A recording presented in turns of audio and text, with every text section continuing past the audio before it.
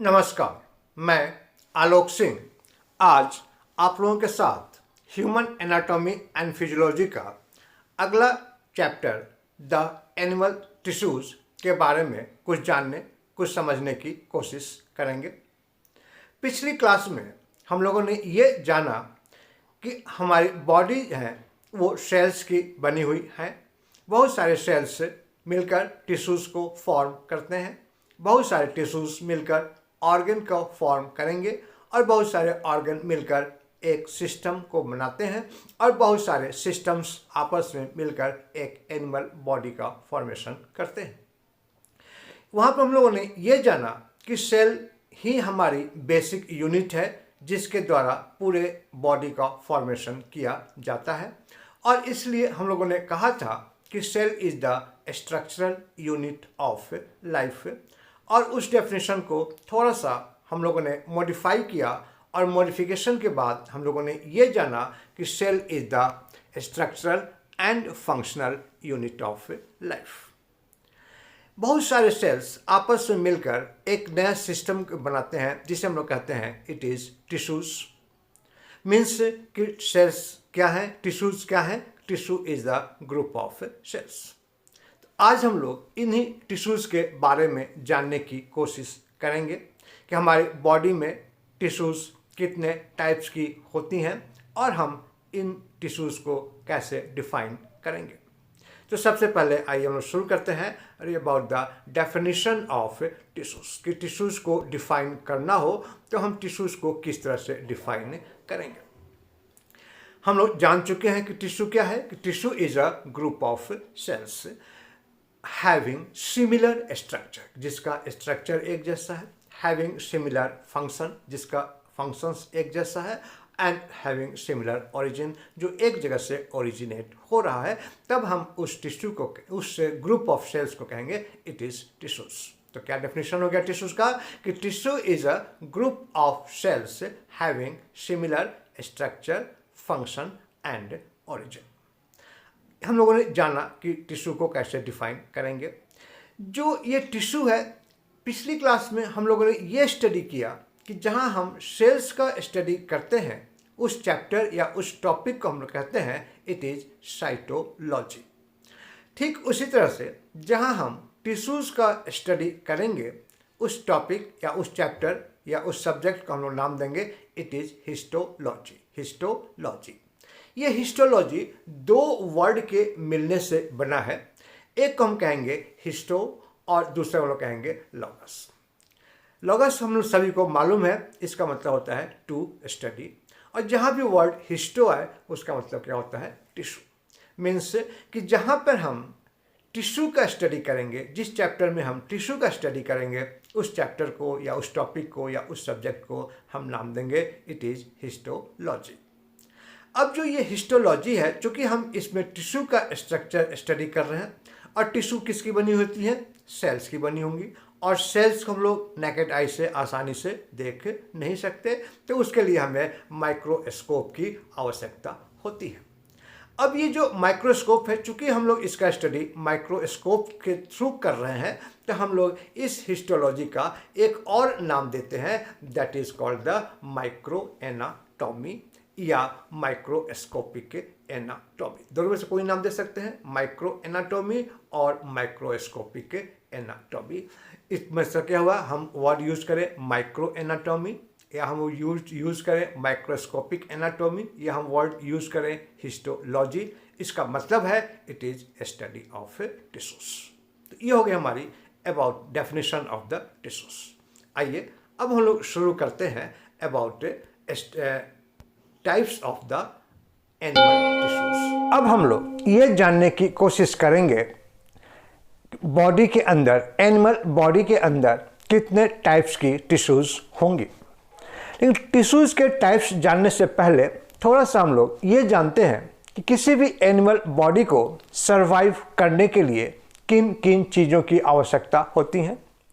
तो सबसे पहली जो आवश्यकता है that is about protection. Protection means कि हमारी बॉडी है, उस बॉडी के सराउंडिंग एनवायरनमेंट्स है और उस एनवायरनमेंट्स में बहुत सारे हार्मफुल केमिकल्स हैं, हार्मफुल बैक्टीरियाज हैं, माइक्रो ऑर्गेनिज्म है, पैथोजेंस है।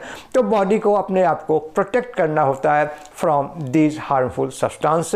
मीन्स बॉडी के अंदर एक ऐसा सिस्टम होनी चाहिए जो बॉडी में प्रोटेक्शन को प्रोवाइड कर सके। दूसरा पॉइंट हो गया कि हमारी बॉडी के अंदर प्रोटेक्शन तो हो गई, लेकिन अब हमें सरवाइव करने के लिए हमें फूड की आवश्यकता होगी, एनिमल बॉडी को फूड की आवश्यकता होगी, और उसके लिए बॉडी के अंदर कोई ऐसा सिस्टम हो जिससे बॉडी एक जगह से दूसरी जगह मूव कर सके। तो दूसरी हमारी आवश्यकता हो गई, that is the movement. Third आवश्यकता है कि हमारी बॉडी के अंदर बहुत सारे ऑर्गन्स हैं और सभी ऑर्गन्स अपना अपना फंक्शन परफॉर्म करते हैं, और अपने फंक्शन को परफॉर्म करते समय वो दूसरे ऑर्गन को कोऑर्डिनेट भी करते हैं। इसका मतलब क्या हुआ कि जो ऑर्गन्स हैं वो एक दूसरे से कनेक्टेड हैं। मीन्स कि एक ऐसा सिस्टम बॉडी में होना चाहिए जिसके थ्रू जो ऑर्गन्स हैं, जो टिश्यूज़ हैं, वो एक दूसरे से कनेक्टेड रह सके। और लास्ट रिक्वायरमेंट है कि बॉडी के अंदर जो ऑर्गन्स हैं वो ऑर्गन्स अपना अपना फंक्शन परफॉर्म करती हैं in coordination with the other organs. Means कि बॉडी के अंदर एक ऐसा सिस्टम है जिसके द्वारा किसी भी ऑर्गन को ये मालूम होगा कि उसको किस दूसरे ऑर्गन को हेल्प करना है, या किसी भी ऑर्गन को ये मालूम होगा कि वो किससे हेल्प ले सकता है। सपोज करें कि हमारे बॉडी के अंदर ब्लड सर्कुलेशन है, ब्लड सर्कुलेशन को तेज़ करना है, फास्ट होना है, तो उस समय वो फास्ट किसके द्वारा होगा? तो by the pumping of heart, कि हार्ट ब्लड को पंप करता है। अब हार्ट बीट बढ़ जाएंगी, जो ब्लड सर्कुलेशन होगा वो ब्लड सर्कुलेशन फास्ट हो जाएगा। इस तरह से बॉडी के अंदर जितने भी ऑर्गन्स हैं सभी ऑर्गन एक दूसरे से कनेक्टेड होंगे, और जो मैसेज हैं वो मैसेज कन्वे होता रहेगा। मीन्स एक सिस्टम ऐसा भी होना चाहिए बॉडी में जिससे कि हम मैसेज को ट्रांसमिट कर सकें। मतलब क्या हुआ कि बॉडी को मेन 4 रिक्वायरमेंट्स हैं। First one is the protection, second one is the movement, third one is the connection, and last one is the transmission. अब हमारे बॉडी के अंदर जो प्रोटेक्शन सिस्टम है वो उसके लिए एक स्पेशलाइज्ड सेल है, और उस सेल को हम लोग नाम देते हैं, स्पेशलाइज्ड टिश्यूज़ हैं उस टिश्यू को हम लोग नाम देते हैं, इट इज़ एपिथेलियल टिश्यू। ये हमारा फर्स्ट जो टाइप हो गया that is the epithelial tissue. दूसरा टाइप हो गया कि जो ऑर्गन्स हैं वो एक दूसरे से कनेक्ट हैं, तो जिस ऑर्गन्स के द्वारा एक दूसरे से कनेक्ट होगा उसे लोग कहेंगे कनेक्टिव टिश्यूज। तो हम लोग 2 टिश्यू जान लिए। First type is the epithelial tissue, second type is the connective tissue. Third type हो गया that require about the movement, तो इसको हम लोग कहेंगे it is the muscular tissue. और लास्ट हो गया that is about A transmission, तो इसे हम लोग कहेंगे it is the nervous tissue. आप डायग्राम में देख रहे होंगे कि हमारी बॉडी को मूवमेंट चाहिए, तो ये मूवमेंट किससे होगा? तो बाय द मस्कुलर टिश्यू के द्वारा। हमारी बॉडी एक दूसरे से कनेक्ट रहेंगी, वो किसके द्वारा होगा? तो बाय द कनेक्टिव टिश्यूज। और लास्ट हो गया कि हमारे बॉडी के अंदर मैसेज को ट्रांसमिट करना है, और वो किसके द्वारा होगा? तो बाय द नर्वस टिश्यूज। तो इस तरह से हम लोगों ने ये जाना कि हमारे बॉडी में 4 टाइप्स के टिश्यूज होती हैं। अब हमारा जो मेन टॉपिक है आज का that is about A study of the epithelial tissue की। आज हम लोग एपिथेलियल टिश्यू के बारे में डिटेल जानने की कोशिश करेंगे कि एपिथेलियल टिश्यू क्या है, इसका स्ट्रक्चर कैसा होगा, और इस एपिथेलियल टिश्यूज का मेन फंक्शंस क्या है। हम लोग ये जान चुके कि टिश्यू 4 टाइप्स की होती हैं। अब हम लोग जानेंगे इनमें से जो पहला टिश्यू है एपिथेलियल टिश्यू। आज हम लोग इसी एपिथेलियल टिश्यू के स्ट्रक्चर और फंक्शंस के बारे में डिटेल में जानकारी हासिल करने की कोशिश करेंगे। लेकिन स्ट्रक्चर और फंक्शंस को समझने से पहले थोड़ा सा हम लोग ये जानने की कोशिश करते हैं कि एपिथेलियल टिश्यू होता क्या है और इसे हम कैसे डिफाइन करेंगे। एपिथेलियल 2 वर्ड के मिलने से बना है। एक को हम नाम दे रहे हैं इट इज एपी, और दूसरे को नाम दे रहे हैं इट इज द थैलियो। जहां वर्ड एपी है इस वर्ड एपी का मतलब होता है अपॉन, और जहाँ वर्ड थैलियो है उसका मतलब होता है ग्रो। मीन्स कि वैसा टिश्यू जो किसी दूसरे टिश्यू के ऊपर ग्रो करे, उस टिश्यू को हम कहेंगे it is the epithelial tissue. Actual में जो एपिथेलियल टिश्यू होता है वो किसी भी बॉडी का कोई भी सरफेस हो, उस सरफेस को ये कवर करता है। बॉडी का कोई भी ऑर्गन हो वो उस ऑर्गन को कवर करेगा। यदि बॉडी का वो ऑर्गन हॉलो ऑर्गन है तो उस हॉलो ऑर्गन की जो वॉल होगी उसके आउटर वॉल को भी एपिथेलियल टिश्यू कवर करेगा और इनर वॉल को भी एपिथेलियल टिश्यू कवर करेगा। यदि सपोज करें कि बॉडी का कोई ऑर्गन वो ट्यूब शेप में है, जैसे ब्लड वेसल, रेस्पिरेटरी ट्रैक्ट या डाइजेस्टिव ट्रैक्ट, जहाँ पे भोजन डाइजेस्ट होती हैं जो ट्यूब के फॉर्म में होंगी, तो उस ट्यूब का जो वॉल है उस वॉल का आउटर सरफेस एपिथेलियल टिश्यू का बना होगा, इनर सरफेस भी एपिथेलियल टिश्यू का बना होगा। यदि सपोज करें कि हमारे बॉडी के अंदर कोई बॉडी कैविटीज़ हैं, जैसे थोरैसिक कैविटी या एब्डोमिनल कैविटी, तो ये जो और भी इसके अलावा बहुत सारे कैविटीज़ होती हैं, ये जो कैविटीज़ हैं उस कैविटीज़ का जो इनर लाइनिंग है वो इनर लाइनिंग भी हमारे इसी एपिथेलियल टिश्यू की बनी होंगी। मीन्स कि ये बॉडी की सरफेस को कवर करेगा, बॉडी के सरफेस पे प्रोटेक्शन करेगा, और उसके साथ साथ यदि वो कैविटी है तो वहाँ पर वो लाइनिंग बनाएगा। हम लोग वर्ड यूज़ करते हैं लाइनिंग। मैं उम्मीद करता हूँ कि हम में से हर एक को मालूम होगा कि जब हम वर्ड लाइनिंग यूज़ कर रहे हैं इसका क्या मीनिंग है। लाइनिंग, क्या सभी को मालूम है लाइनिंग क्या होता है? चलिए, जिनको नहीं मालूम है उनके लिए हम बता देते हैं कि लाइनिंग का मतलब क्या है।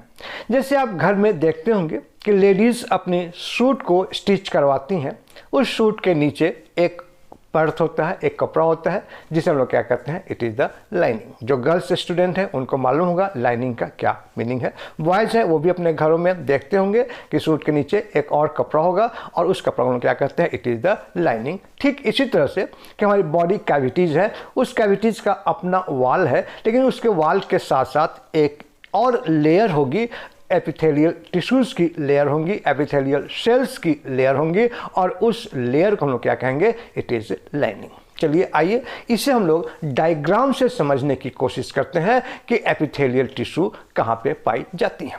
सपोज करें कि हमारा बॉडी है और बॉडी के ऊपर स्किन है, तो स्किन के ऊपर जो टिश्यूज़ होंगी वो टिश्यूज़ क्या होगी हमारी, that is the epithelial tissues. कि बॉडी की जो स्किन है, स्किन का आउटर सरफेस क्या हो गया, it is the epithelial tissue. Suppose कीजिए कि हमारे पास कोई ऑर्गन है, जैसे एग्जांपल हम लेते हैं दैट इज़ द स्टमक। हमारे पास स्टमक है, तो स्टमक का जो आउटर सरफेस होगा उस आउटर सरफेस पे जो टिश्यू होंगी उस टिश्यू को हम क्या कहेंगे, it is the epithelial tissue.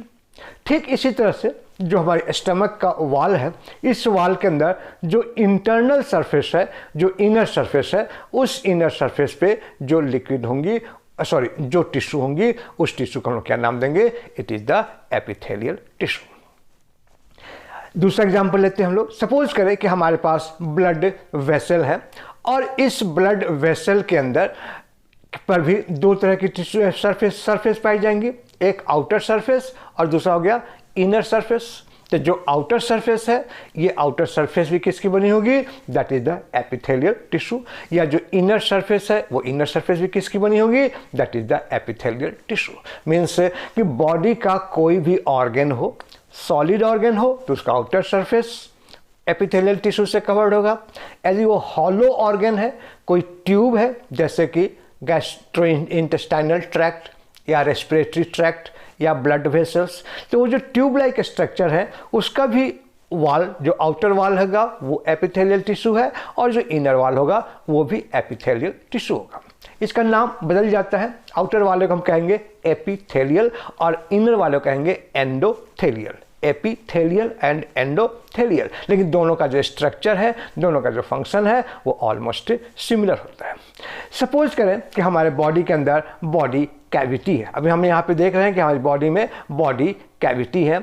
हमारी ये थोरेसिक कैविटी हो गई, ये हमारी एब्डोमिनल कैविटी हो गई, ये हमारी पेल्विक कैविटी हो गई। तो अब ये इस बॉडी की जो बॉडी कैविटी की जो इनर लाइनिंग है, ये हमारी इनर लाइनिंग हो गई। ये जो इनर लाइनिंग है, इस इनर लाइनिंग किसकी बनी होगी? It will be made up of the epithelial tissue. Means body का कोई भी पार्ट हो, कोई भी ऑर्गन हो, सॉलिड ऑर्गन हो या हॉलो ऑर्गन हो या ट्यूब लाइक स्ट्रक्चर हो, उसका आउटर और इनर पोर्शन होगा वो एपिथेलियल टिश्यू का बना हुआ होगा।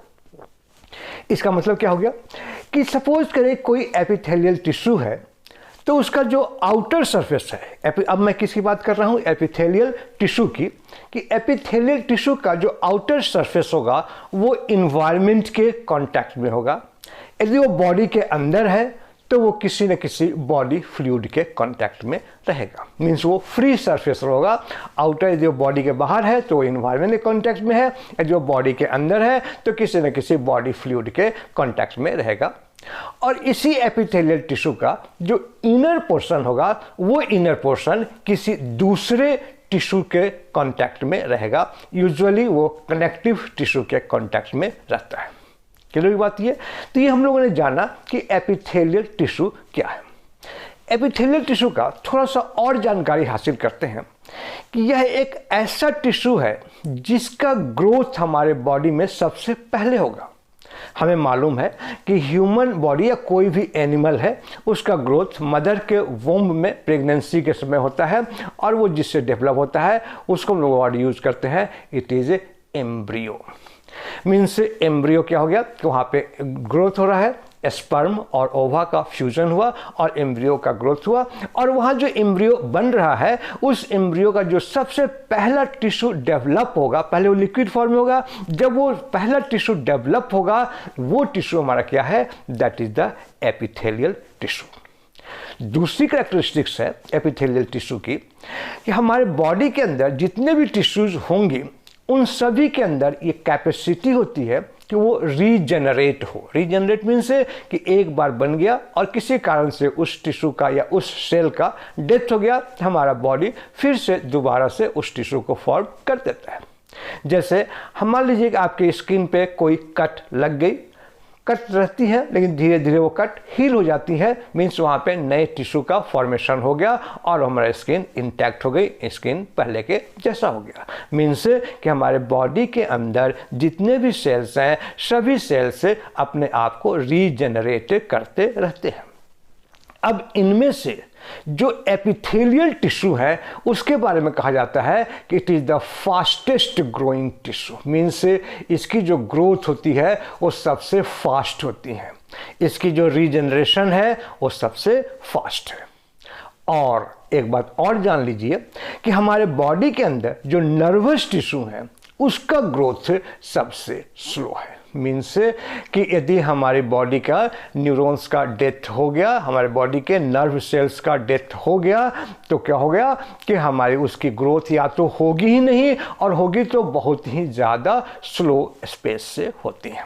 जैसे आप देखते होंगे कि जैसे जैसे पर्सन्स की एज बढ़ती है उनको भूलने की आदत ज़्यादा होने लगती हैं। उसका कारण क्या है कि उनके बॉडी के अंदर जो नर्व सेल्स हैं वो नर्व सेल्स डैमेज हो रहे हैं, और डैमेज होने के बाद वो दोबारा से रीजनरेट नहीं हो रहे हैं, और चूंकि नर्व सेल्स कम हो रहे हैं, नर्व सेल्स खत्म हो जाएंगे तो उनकी जो याददाश्त होती हैं वो याददाश्त कम हो जाती है, और इस तरह से उनकी याददाश्त वो भूल भी जाते हैं। कई लोग ऐसे भी हो जाते हैं ओल्ड एज में कि उन्हें याद ही नहीं रहता कि उनके घर का एड्रेस क्या है, उनके घर का फ़ोन नंबर क्या है, उसके घर में कौन कौन से मेंबर हैं। यहाँ तक हो जाता है कि अपने घर के मेंबर को रिकॉग्नाइज भी नहीं कर पाते।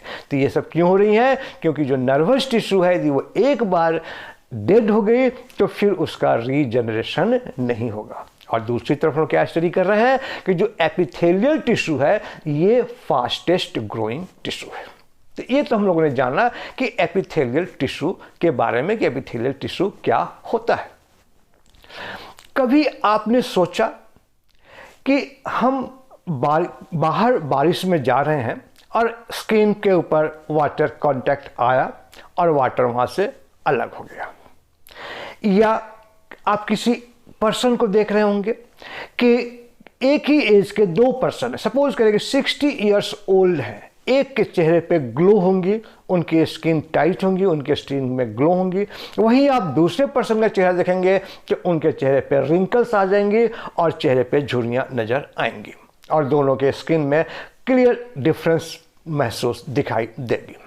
क्या कभी आपने ये जानने की कोशिश की कि ऐसा क्यों हो रहा है? एक पर्सन का स्किन तो बहुत ग्लो कर रहा है लेकिन दूसरे का पर्सन का स्किन ग्लो नहीं कर रहा है। एक पर्सन के स्किन में झुर्रियाँ पड़ गई, रिंकल्स आ गए, लेकिन दूसरे पर्सन के एक ही एज का दोनों है लेकिन दूसरे पर्सन के स्किन पे किसी तरह का कोई चेंजेस नहीं आया। आज हम लोग इसी बात को जानेंगे जब हम इस पूरे टॉपिक को कंप्लीट कर लेंगे कि regarding structure of the epithelial tissues. आइए अब अपने हम लोग टॉपिक को स्टार्ट करते हैं। फर्स्ट टॉपिक हमारा है that is the structure of the epithelial tissue. अब देखिए यहाँ पे कहा जा रहा है स्ट्रक्चर के बारे में कि जो एपिथेलियल टिश्यू है, ये एपिथेलियल टिश्यू के अंदर हम लोग को मालूम है कि जितने भी टिश्यूज होती हैं सारी टिश्यू किसकी बनी होती हैं? सेल्स की बनी होंगी। और जो एपिथेलियल टिश्यू के अंदर जो सेल्स होंगी ये सारी की सारी सेल्स क्लोजली पैक्ड सेल्स होंगे। जब वर्ड यूज कर रहे हैं क्लोजली पैक्ड सेल्स, इसका मतलब क्या हो गया कि जो दो सेल हैं उन दो सेल के बीच में कोई भी स्पेस नहीं पाया जाएगा। सपोज करके हमने यहाँ पे हम बना रहे हैं, दिस इज द सेल, तो इन सेल दो सेल्स के बीच में कोई भी स्पेस नहीं पाया जाएगा, तो हम क्या कहेंगे? It is a closely packed sales.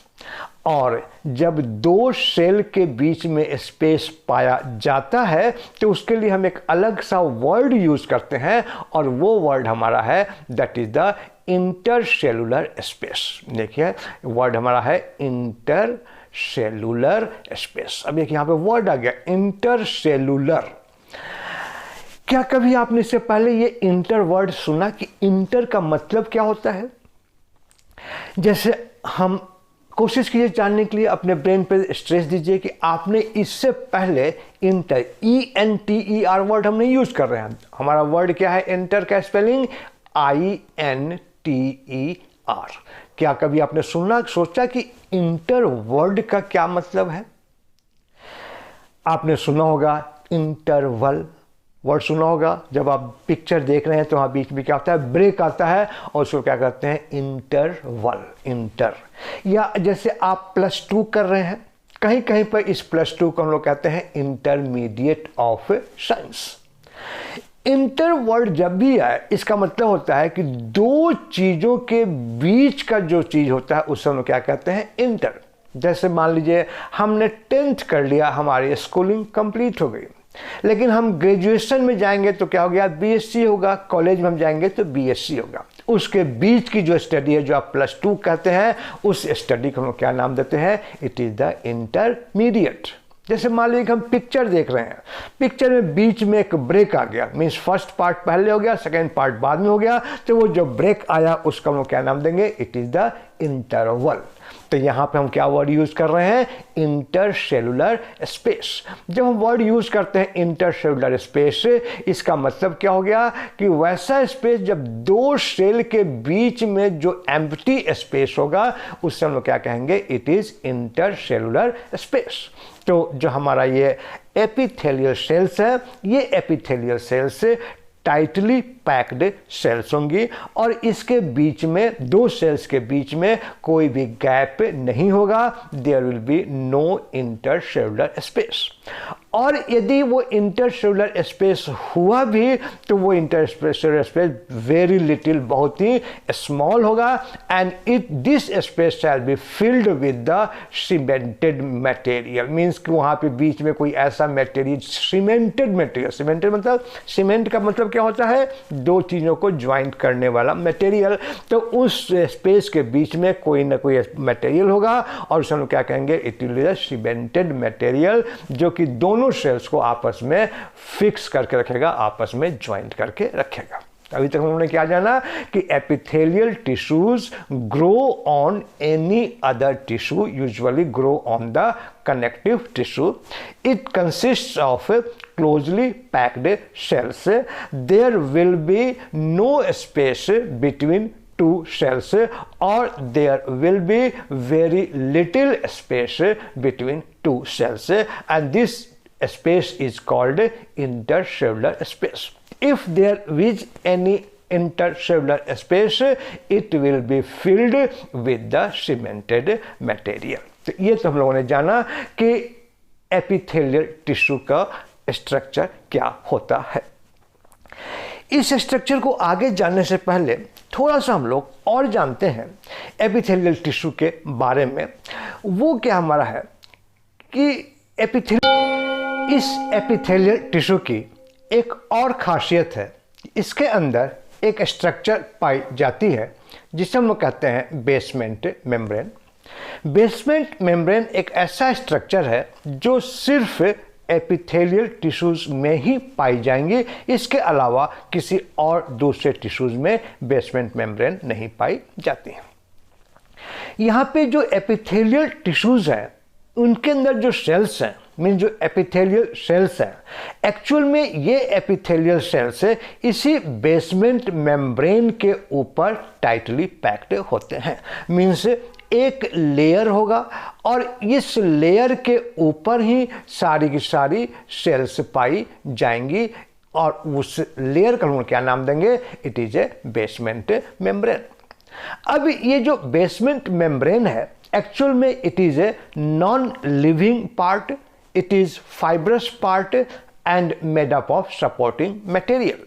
Means इस बेसमेंट मेम्ब्रेन का मेन फंक्शन है कि यह एक प्लेटफॉर्म प्रोवाइड करता है जिसके ऊपर एपिथेलियल सेल्स अरेंज रहते हैं। यह एक सपोर्ट प्रोवाइड करता है जिसके ऊपर एपिथेलियल सेल्स अपने आप को फिक्स करते हैं। मीन्स जो बेसमेंट मेम्ब्रेन है वो basement membrane fibrous in nature है, जो कि स्ट्रेंथ भी प्रोवाइड कर रहा है और उसके साथ साथ सपोर्ट भी प्रोवाइड कर रहा है टू द एपिथेलियल सेल्स या एपिथेलियल टिश्यूज। इस बेसमेंट मेम्ब्रेन के बारे में थोड़ा सा और जानते हैं। जैसे सपोज करें कि this is the basement membrane, और ये जो बेसमेंट मेम्ब्रेन है इस बेसमेंट मेम्ब्रेन पे दो लेयर पाई जाएंगी। एक हम लोग कहेंगे this layer that is present towards the cell and this layer that will present towards the connective tissue. हमने मालूम है कि एपिथेलियल टिश्यू कहाँ ग्रोथ हो रहा है, तो on the connective tissues.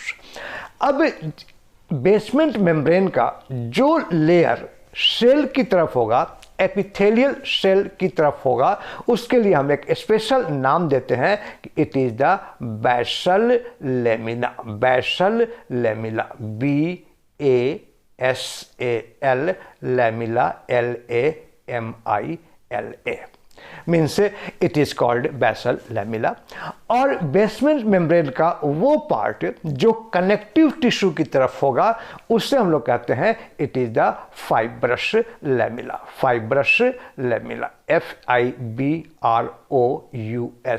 Fibrous lamella. जहाँ भी वर्ड लेमिला आया मीन्स क्या हुआ कि एक फ्लैट स्ट्रक्चर, एक सरफेस हो गया, उसको क्या यूज करते हैं, लेमिला मीन्स एक फ्लैट सरफेस और एक ऐसा स्ट्रक्चर जिसके ऊपर किसी चीज़ को आराम से प्लेटफॉर्म की तरह यूज किया जा सके। तो क्या हो गया कि basement membrane is made up of basal lamina and the fibrous lamina. जो बेसल लेमिला है, ये बेसल लेमिला एक्चुअल में एपिथेलियल सेल्स के द्वारा बनाई जाती हैं, जबकि जो फाइब्रस लेमिला है, इस फाइब्रस लेमिला दोनों के द्वारा, एपिथेलियल सेल्स भी और कनेक्टिव टिश्यूज भी, कनेक्टिव टिश्यू के सेल्स हैं, दोनों सेल्स मिलकर के फाइब्रस लेमिला का फॉर्मेशन करते हैं। और जो हमारी एपिथेलियल लेयर है मीन्स बेसल लेमिला है, और जो हमारी फाइब्रस लेमिला है, इसके बीच में एम्प्टी स्पेस है। उस एम्प्टी स्पेस में कोई ना कोई लिक्विड या कोई ना कोई सेमी सॉलिड या कोई ना कोई सब्सटेंस पाई जाएंगी और उस सब्सटेंस को कहते हैं इट इज मैट्रिक्स, तो बेसल लेमिला और फाइब्रस लेमिला के बीच में मैट्रिक्स पाई जाती हैं, और ये जितनी हैं सभी की सभी क्या हैं, these are the non living part of the epithelial tissues. तो इस तरह से हम लोगों ने जाना कि एपिथेलियल टिश्यू क्या होती हैं। अब हम लोग जानेंगे कि एपिथेलियल टिश्यू को डिवाइड करना हो तो इसे हम कितने पार्ट्स में या कितने टाइप्स में डिवाइड कर सकते हैं। तो एपिथेलियल टिश्यू यूजुअली हम लोग 2 टाइप्स में डिवाइड करते हैं। एक हम लोग कहते हैं सिंपल एपिथेलियल टिश्यू और दूसरा हम लोग कहेंगे it is the compound epithelial tissue. Simple epithelial tissue and compound epithelial tissue. ये डिवीज़न बहुत ही आसान है कि सपोज करें कि हमारे पास जो एपिथेलियल टिश्यू है और इस एपिथेलियल टिश्यू के ऊपर जो सेल्स हैं वो सेल या एपिथेलियल टिश्यूज में जो सेल्स हैं, जो बेसमेंट मेम्ब्रेन के ऊपर सेल्स हैं, वो सिंगल लेयर सेल्स है, मीन्स वो सिर्फ एक लेयर की सेल्स है। बेसमेंट मेम्ब्रेन के ऊपर सिर्फ सिंगल लेयर सेल्स पाई जाएंगी, तब उस तरह की एपिथेलियल टिश्यू का हम नाम देते हैं it is the simple epithelial tissue. और यदि इस बेसमेंट मेम्ब्रेन पे जो सेल्स के लेयर हैं वो 2 लेयर है या 2 से ज़्यादा लेयर हैं, तब हम उस तरह के टिश्यूज का क्या नाम देंगे, it is the compound epithelial tissue.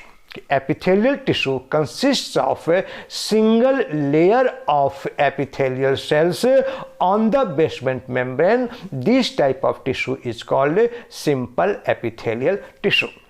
और दूसरा क्या हो गया कि epithelial cells, several layers of epithelial cells present on the basement membrane is called compound epithelial tissues. तो हम लोग क्लियर होगी बात है कि एपिथेलियल टिश्यू कितने टाइप की हो गई, 2 टाइप्स की, simple epithelial tissue and compound epithelial tissue. अब देखिए, अब जो ये सिंपल एपिथेलियल टिश्यू है, इस सिंपल एपिथेलियल टिश्यू को हम लोग फर्दर डिफरेंट पार्ट्स में या डिफरेंट टाइप्स में डिवाइड कर सकते हैं। ये टाइप्स है, it depends upon the shape of the cells, कि जो सेल है उस सेल का क्या शेप है, उस शेप के अनुसार हम इसको डिफरेंट टाइप्स में डिवाइड करते हैं। यदि सपोज करें कि जो सिंपल एपिथेलियल सेल है और वो सिंगल लेयर की बनी हुई है और वो जो सेल है वो सेल हमारी फ्लैट सेल्स है। देखिए यहाँ पे क्या क्या कहा जाए, these are the flat cells, कि ये जो सेल्स हैं वो सारी क्या हमारी हैं, फ्लैट सेल्स हैं। तब हम इस तरह के एपिथेलियल टिश्यू का नाम देते हैं it is the simple squamous epithelial tissue. अब ये हो सकता है कि स्क्वैमस वर्ड आप पहली बार सुन रहे हो। स्क्वैमस, जस्ट इमेजिन कीजिए स्क्वैमस वर्ड कहाँ से आ रहा है। आप स्केल वर्ड सुना होगा, स्केल, SCALE आ रहा होगा आपके दिमाग में। What is the scale? Scale का मतलब आप क्या सोच रहे होंगे कि जो मेजरमेंट के लिए एक स्केल होता है जिसके थ्रू हम किसी चीज़ की मेजर करते हैं मिलीमीटर या सेंटीमीटर या इंच में, उसे स्केल कहते हैं। एक और स्केल होता है, जैसे मान लीजिए कि फिश है, फिश के बॉडी के ऊपर छोटे छोटे स्केल्स पाई जाती हैं, या स्नेक है, स्नेक के बॉडी पे छोटे छोटे स्केल्स पाई जाती हैं। तो यहाँ पे हम जो बात कर रहे हैं वो इस मेजरमेंट स्केल की नहीं बात कर रहे हैं, किसकी बात कर रहे हैं, वो स्केल जो फिश के ऊपर पाई जाती हैं, मीन्स फिश के स्किन के ऊपर जो पाई जाती हैं, मीन्स वैसा स्ट्रक्चर जो उस स्केल के शेप का हो, जो वैसा एपिथेलियल टिश्यू जिसका जो सेल्स हैं वो सेल्स फ्लैट सेल्स हों, तब हम उसे क्या कहेंगे, it is the simple squamous epithelial tissue. Simple भी बात है, simple squamous epithelial tissue. Simple क्यों कर रहे हैं, क्योंकि यहाँ पे सेल का सिंगल लेयर है। यदि सपोज करें कि यही लेयर बहुत ज़्यादा लेयर्स हो, कोई ऐसा टिश्यू है, एपिथेलियल टिश्यू है जहाँ पर ये सेल्स की लेयर बहुत ज़्यादा है, तब उसे हम लोग क्या नाम देंगे, it is the compound squamous epithelial tissue. लेकिन यहाँ पे हम वर्ड क्या यूज कर रहे हैं, stratified squamous epithelial tissue. Stratified, जहाँ भी वर्ड स्ट्रेटिफाइड हो मतलब स्ट्रेट और वहाँ पे बहुत सारे लेयर्स हैं, जब उसे लोग तब उसे क्या कहेंगे, इट इज़ द स्ट्रेटिफाइड। लेकिन हम वर्ड क्या यूज़ कर रहे हैं, कंपाउंड। हम कंपाउंड वर्ड क्यों यूज़ कर रहे हैं हमें बाद में पता चलेगा। अभी आप इसका नाम आप दे सकते हैं कंपाउंड स्क्वैमस एपिथेलियल टिश्यू, या दूसरा नाम दे सकते हैं स्ट्रेटिफाइड स्क्वैमस एपिथेलियल टिश्यू। मतलब स्ट्रेटिफाइड का मतलब क्या हो गया, सेवरल लेयर्स, मीन्स यहाँ पे जो स्क्वैमस सेल्स हैं वो उसके सेवरल लेयर पाई गई, तो उसे हमने नाम दिया it is stratified squamous epithelial tissue. जो दूसरा टाइप है दैट इज, वहां पे जो एपिथेलियल टिश्यूज है उसकी जो सेल का साइज है वो क्यूब के सेल का साइज है। क्यूब समझते होंगे सभी, जिसकी लंबाई और चौड़ाई दोनों बराबर हो, उसे हम लोग क्या कहेंगे, जो लंबाई चौड़ाई और गहराई तीनों बराबर हो तो उसे हम लोग क्या कहेंगे, it is the cube. Mean जो सेल है उसका सेल का शेप कैसा है, क्यूब की तरह है, तब उसे हम कहते हैं सिंपल क्यूबॉइडल एपिथेलियल टिश्यू। और तीसरा हो गया हमारा कि यदि सपोज करें कि जो सेल है उस सेल का जो शेप है वो कॉलम शेप में है। कॉलम शेप मीन्स कि उसकी हाइट ज़्यादा है लेकिन विड्थ और डेप्थ कम है, तो उसे कहेंगे कॉलम शेप। तो ऐसा एपिथेलियल टिश्यू जिसकी सेल से कॉलम शेप का हो तो उसे हम लोग क्या कहेंगे, it is the columnar epithelial tissue. इस तरह से हम लोगों ने जाना कि जो एपिथेलियल टिश्यू हैं उनको हम लोग 3 ग्रुप में डिवाइड, पहले तो 2 ग्रुप में डिवाइड किया, simple epithelial and compound epithelial. जो सिंपल एपिथेलियम है उसको फिर 3 ग्रुप में डिवाइड किया। First one is the simple squamous epithelium, second one is the simple cuboidal epithelium and third one is the simple columnar epithelium. और वहाँ पे यदि एक से ज़्यादा लेयर है तो यदि स्क्वैमस है तो उसका नाम दिया हम लोगों ने स्ट्रेटिफाइड स्क्वैमस एपिथेलियम, और जो क्यूबिकल है तो उसे लोग क्या नाम देंगे, स्ट्रेटिफाइड क्यूबॉइडल एपिथेलियम। एक और टाइप का होता है जिससे हम लोग कहते हैं glandular epithelium. Glandular, GLANDULAR, glandular epithelium. इस ग्लैंडुलर एपिथेलियम में क्या हो गया कि यूजुअली जो कॉलमनर एपिथेलियम है, इस कॉलमनर एपिथेलियम के अंदर एक ग्लैंड्स होंगे, जिस ग्लैंड्स के द्वारा कोई ना कोई केमिकल सिक्रीट होगा, कोई ना कोई केमिकल का फॉर्मेशन होगा। यदि वो कॉलमनर सेल है और उसके साथ साथ उसके अंदर ग्लैंड्स भी बनी हुई हैं, तब हम उसका क्या नाम देंगे, it is the glandular epithelium या सिंपल ग्लैंडुलर कॉलमनर एपिथेलियम। इसके अलावा कभी कभी क्या होगा कि जो कॉलमनर शेप होती हैं उस कॉलमनर शेप के ऊपर छोटे छोटे हेयर लाइक स्ट्रक्चर पाई जाती हैं, और इस हेयर लाइक स्ट्रक्चर का हम नाम देते हैं इट इज सीलिया, CILIA, सीलिया। तो अब इसे कहेंगे सीलिएटेड कॉलमनर एपिथेलियम। तो कौन कौन से नाम हम लोगों ने स्टडी कर लिया, first one is the simple squamous epithelium, second one is the simple cuboidal epithelium, third one is the simple columnar epithelium, fourth one is the simple glandular epithelium and fifth one is the simple ciliated epithelium. और यदि यहाँ पर layer एक से ज़्यादा हो जाएंगे तो नाम तो सारे यही रहेंगे, सिर्फ सिंपल वर्ड की जगह पर हम क्या वर्ड ऐड कर लेंगे, that is the stratified squamous epithelium. इसके अलावा इस डायग्राम में एक और वर्ड हमें दिखाई दे रहा है, that is the pseudo stratified columnar epithelium. पहले हमने क्या स्टडी किया, कॉलमनर एपिथेलियम, यहाँ पे वर्ड क्या है, स्यूडो स्ट्रेटिफाइड कॉलमनर एपिथेलियम। अब देखिए वर्ड क्या है, स्यूडो। जहाँ भी वर्ड स्यूडो आए, इस स्यूडो का मतलब होता है झूठा, गलत या फेक, या हमें बेवकूफ़ बनाने के लिए ऐसा किया जाए तो उसे हम क्या कहते हैं, इट इज स्यूडो। अब क्या कहा जा रहा है कि स्यूडो स्ट्रेटिफाइड, स्ट्रेटिफाइड का मतलब क्या हो गया कि जहाँ पे सेल्स के बहुत सारे लेयर्स हों, उस तरह के एपिथेलियल को हम क्या करते हैं, स्ट्रेटिफाइड एपिथेलियम। लेकिन वर्ड क्या कर रहे हैं, pseudo stratified columnar epithelium. Means ये देखने में तो ऐसा लग रहा है कि ये हमारा बहुत सारे लेयर्स की बनी हुए हैं, लेकिन एक्चुअल में ये सिंगल लेयर की बनी हुई है। मतलब इसका जो विजिबल लुक है, लुक ऐसा लग रहा है कि ये डिफरेंट लेयर्स की बनी है, लेकिन एक्चुअल में ये सिंगल लेयर्स की बनी होती है। इसलिए इसे हम कहते हैं it is pseudo stratified columnar epithelium. और यह दूसरा हो गया हमारा स्ट्रेटिफाइड कॉलमनर एपिथेलियम, मीन्स कि जहाँ पे दो लेयर पाई जाएंगी या दो लेयर सेल्स की या दो से ज़्यादा लेयर पाई जाएंगी, तो इसे हम लोग क्या नाम देंगे, it is the stratified columnar epithelium. तो अभी तक हम लोगों ने ये जाना कि एपिथेलियल टिश्यू कितने टाइप्स की होती हैं डायग्राम के थ्रू। अब देखिए यहाँ पे हम लोग स्लाइड के ऊपर लिखा हुआ है नाम, हर एक का नाम लिखा हुआ है। Simple squamous epithelial tissue, simple cuboidal epithelial tissue, simple columnar epithelial tissue, simple glandular epithelial tissue, simple ciliated epithelial tissue and pseudo stratified epithelial tissue. और इस स्यूडो स्ट्रेटिफाइड एपिथेलियल टिश्यू में दो और लिखा हुआ है, that is the pseudo stratified columnar epithelial tissue, और दूसरा हो गया pseudo stratified columnar ciliated epithelial tissue. Pseudo का मतलब क्या हो गया, झूठा, मीन्स वह लग रहा है देखने में कि ये सेवरल लेयर्स के हैं, लेकिन वो सिंगल लेयर्स की बनी हुई है।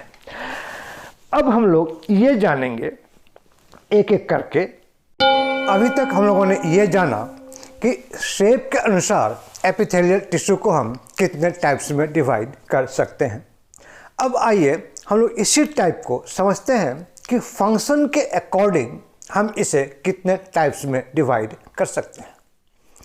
अभी तक जो हम लोगों ने स्टडी किया उसमें हम लोगों ने ये पाया कि जो एपिथेलियल टिश्यूज़ हैं, इसका मेन फंक्शन है दैट इज़ द प्रोटेक्शन, कि ये बॉडी को या किसी भी स्ट्रक्चर को प्रोटेक्ट करता है।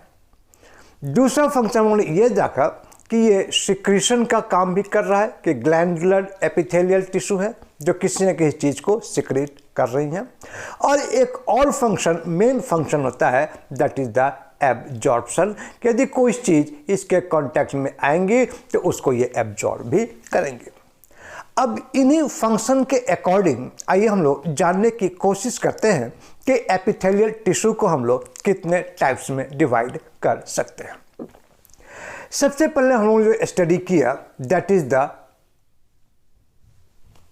Squamous epithelial tissue. Squamous epithelial tissue में क्या देखा हम लोगों ने कि जो लेयर है वो बहुत ही थिन लेयर है, सिंगल लेयर है, और कोई भी, नॉट ओनली स्क्वैमस, किसी भी टिश्यूज के अंदर जो एपिथेलियल टिश्यू है कोई भी इंटरसेलुलर स्पेस इसके अंदर नहीं पाई जा रही है। इसका मतलब क्या हो गया कि एपिथेलियल टिश्यूज के अंदर ब्लड कैपिलरीज एंटर नहीं कर सकती।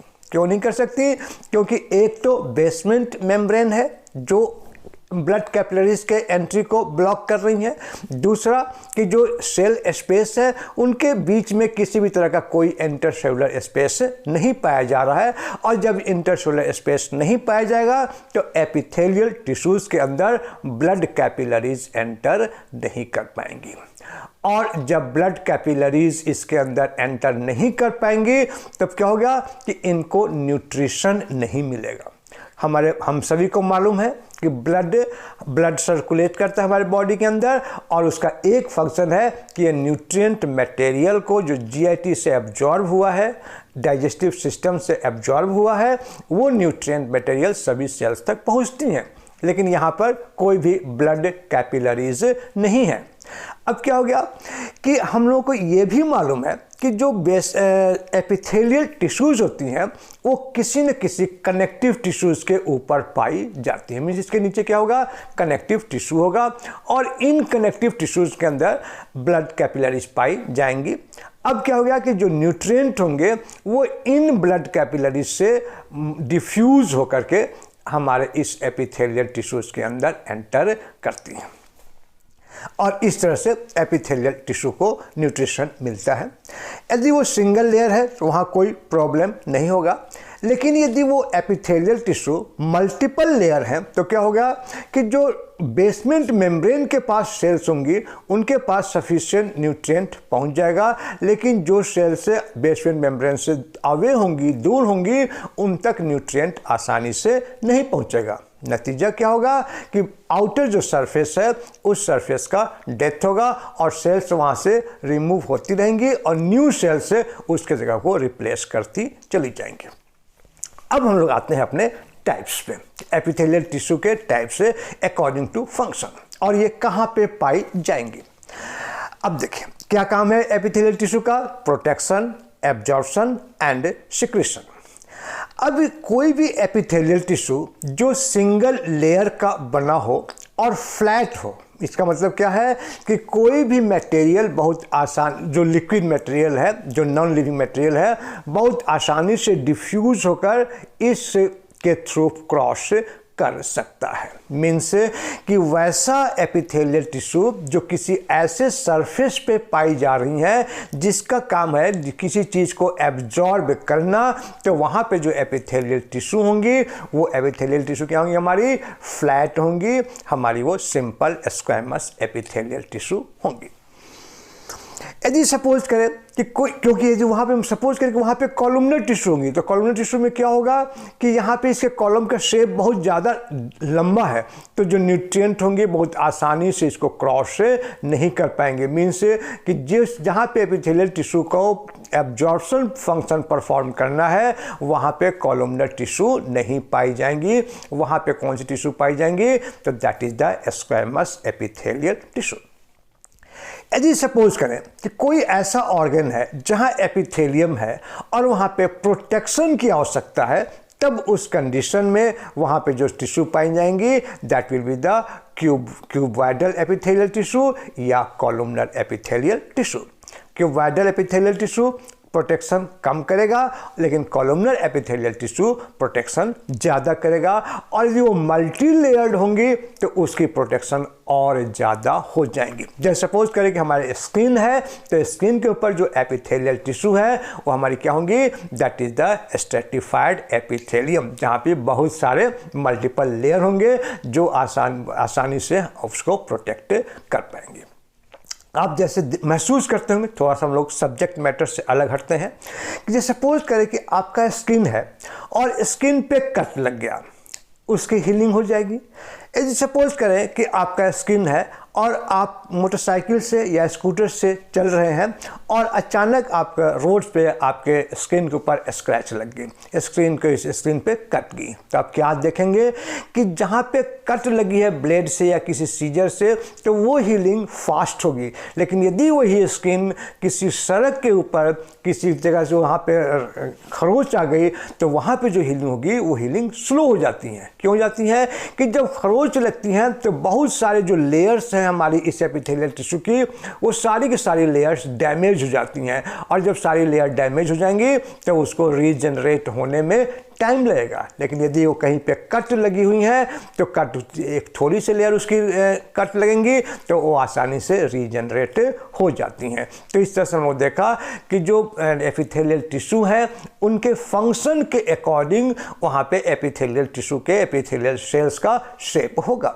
जहाँ एब्जॉर्प्शन करना है वहाँ वो स्क्वैमस एपिथेलियल होगा, जहाँ प्रोटेक्शन करना है वहाँ क्यूबॉइडल होंगी या वहाँ पे वो कॉलमनर होंगी।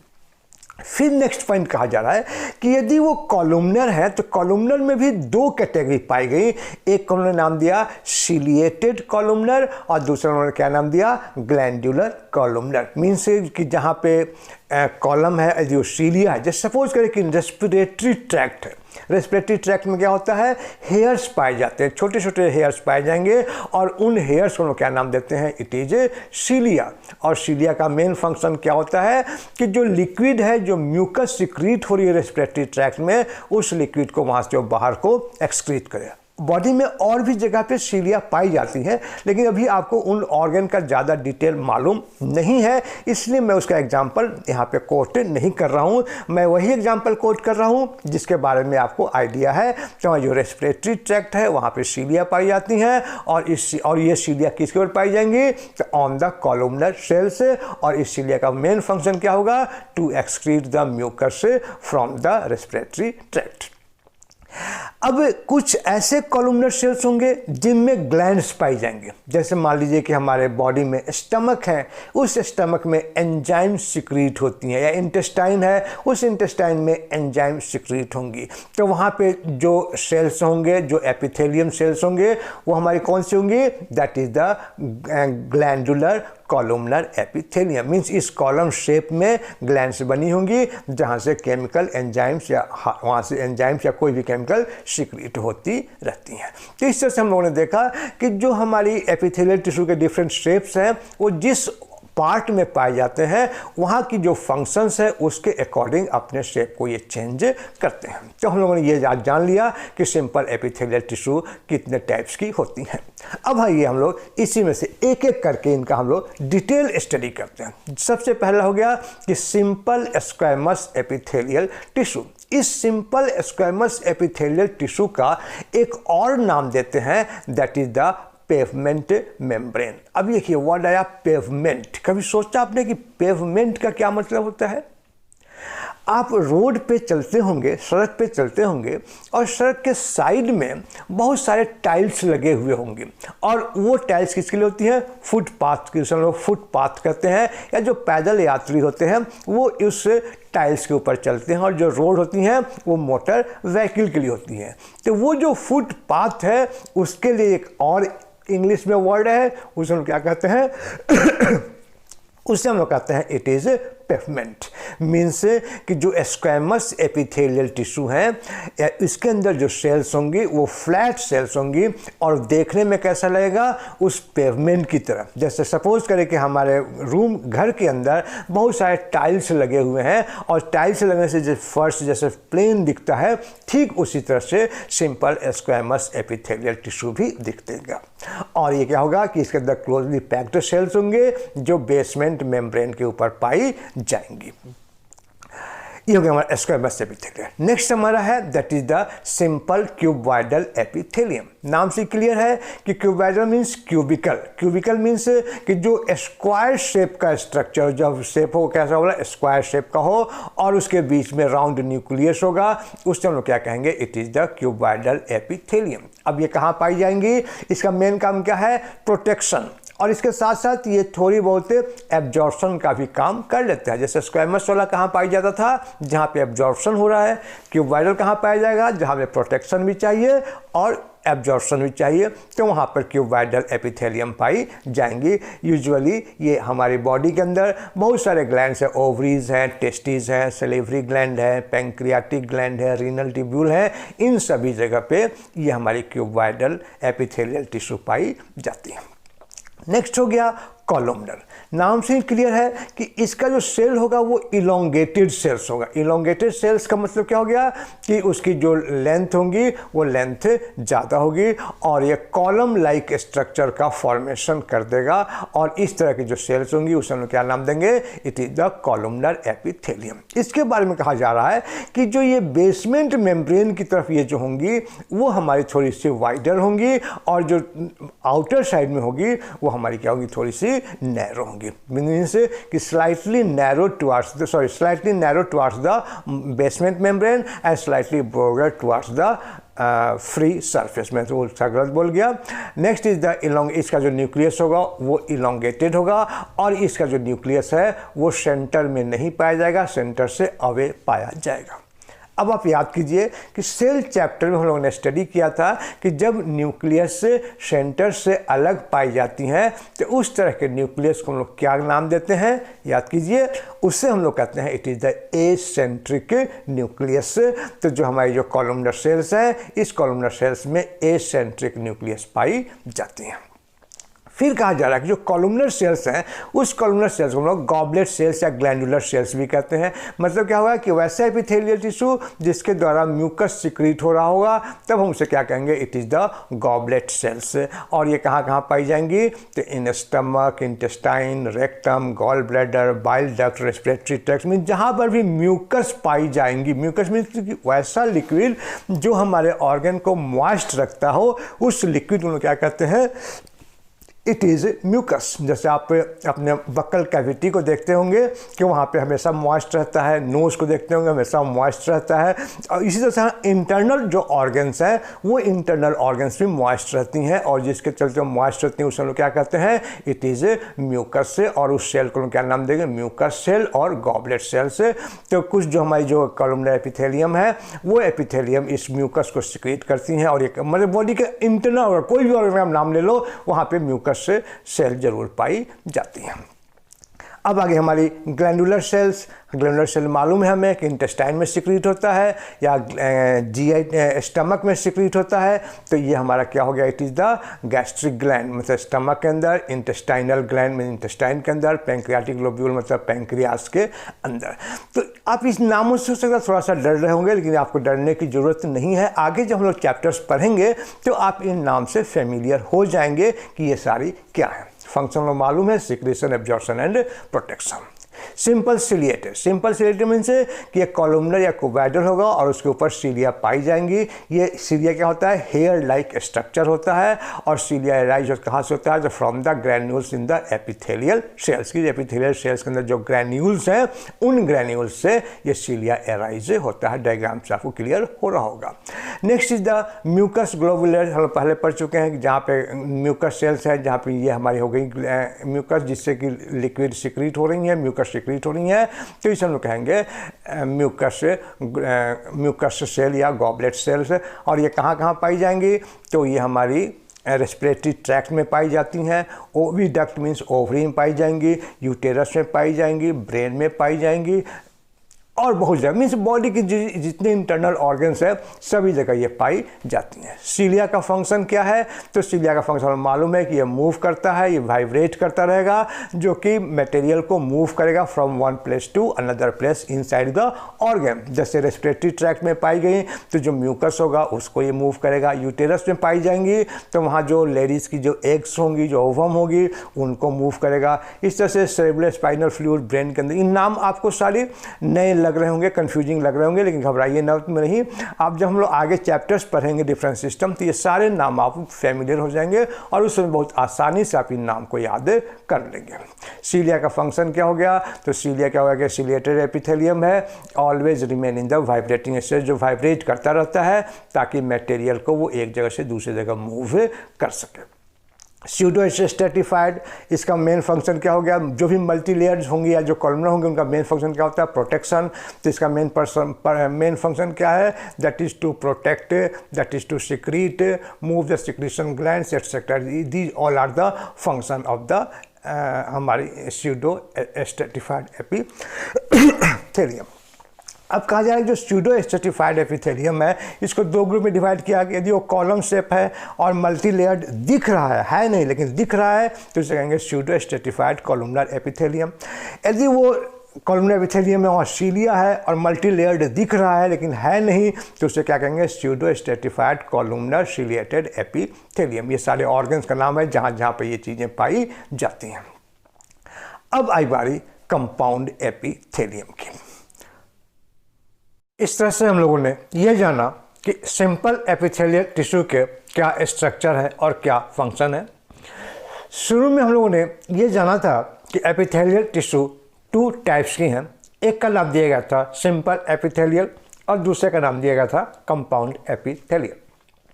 Simple epithelial means single layer, compound epithelial means 2 और more than 2 layers of the epithelial cells.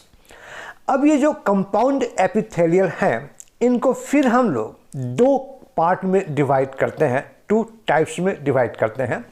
एक को कहते हैं स्ट्रेटिफाइड एपिथेलियल टिश्यू और दूसरे को कहेंगे transitional epithelial tissue. Stratified epithelial tissue and transitional epithelial tissue. जो स्ट्रेटिफाइड एपिथेलियल टिश्यू है उसको फर्दर हम लोग 4 क्लासेस में या 4 टाइप्स में डिवाइड करते हैं। ये हमारा नाम है, नाम से ही क्लियर हो जाएगा कि ये stratified squamous epithelial tissue, stratified columnar epithelial tissue, stratified cuboidal, stratified, ciliated columnar epithelial tissue. Means 4 type हो गए, नाम से क्लियर है, squamous, cuboidal, columnar and ciliated. Single layer है तो उससे पहले सिंपल लगा देंगे, और मोर देन 2 लेयर्स है तो उससे पहले हम लोग स्ट्रेटिफाइड लगा देंगे।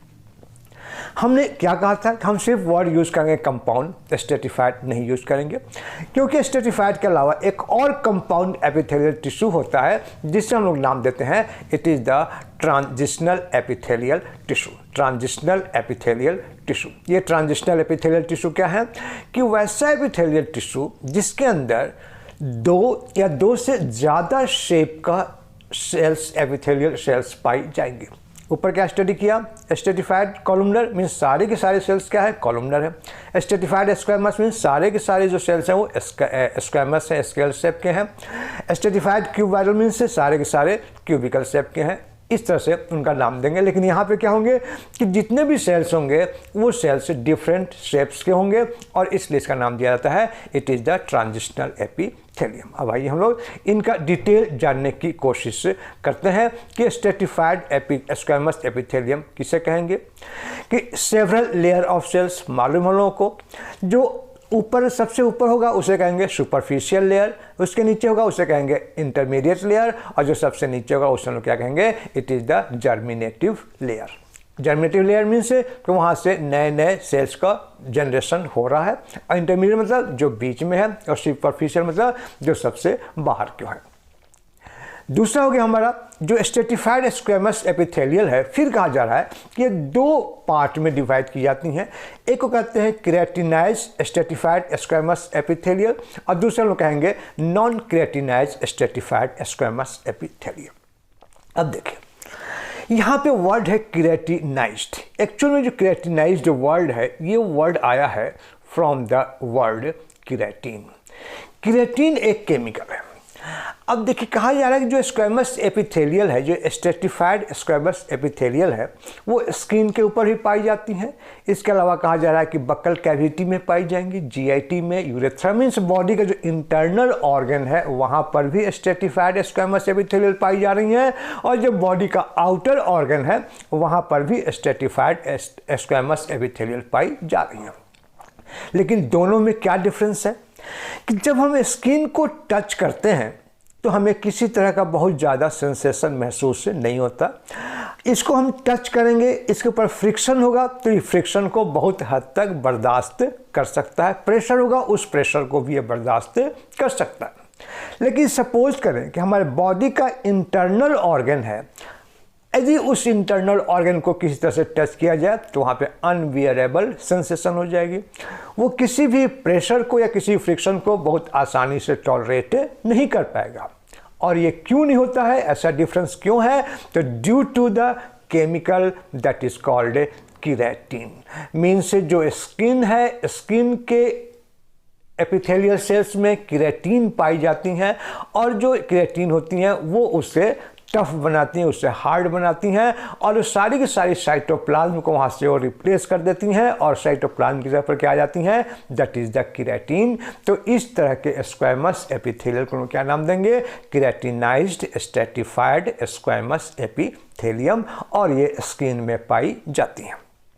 और जहाँ पे ये क्रिएटिन नहीं पाई जाएंगी उसे हम नाम क्या देंगे, non keratinized stratified squamous epithelium. Means यहाँ पे सेल के अंदर साइटोप्लाज्म पाई जाएंगी, वहाँ पे किसी भी तरह कोई क्रिएटिन नहीं पाई जाएंगी। बॉडी के अंदर का जितने भी ऑर्गन है सभी ऑर्गन में non keratinized stratified squamous epithelial पाई जाती हैं।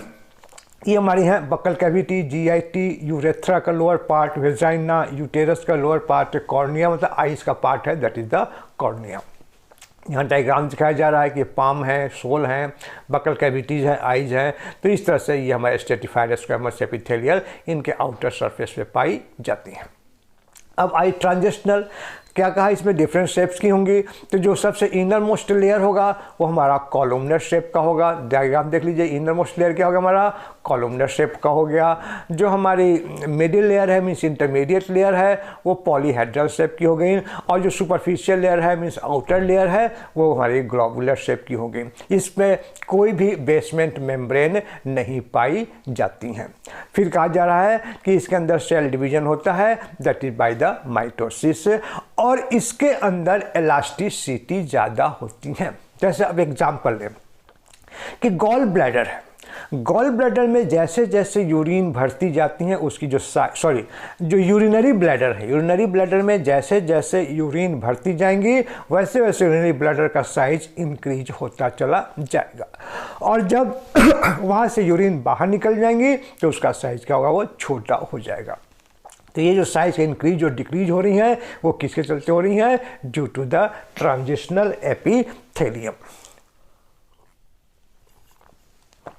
इस तरह से हम लोगों ने ये स्टडी किया, that is the about the epithelial tissue, कि एपिथेलियल टिश्यू क्या होती हैं, कितने टाइप्स की होती हैं और उसका क्या स्ट्रक्चर है। अब हम लोग जानेंगे about function of the epithelial tissues. हम लोग पढ़ चुके हैं मेनली जो 3 फंक्शंस है, that is the protection, secretion and absorption. अब हम लोग देखेंगे कि बॉडी के किस पार्ट में इसका क्या फंक्शन है।